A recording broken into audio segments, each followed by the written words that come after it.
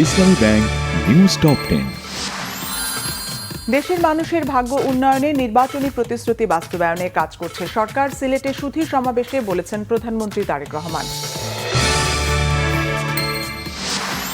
সিলেটের বাঁশিয়া নদী খননের উদ্বোধন করলেন প্রধানমন্ত্রী। সুদসহ 12 লাখ কৃষকের ঋণ মওকুফ করেছে সরকার।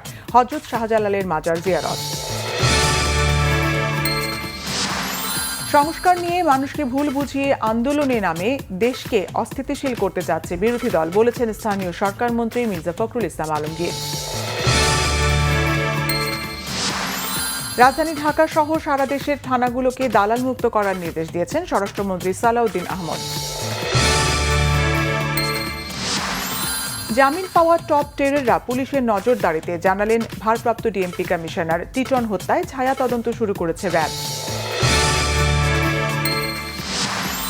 মধ্যপ্রাচ্য যুদ্ধসহ যে কোনো বৈশ্বিক ধাক্কা সামলাতে বাংলাদেশের অর্থনীতির ভিত শক্ত করতে হবে, বলেছেন সিপিডি নির্বাহী পরিচালক ডক্টর ফাহমিদা খাতুন।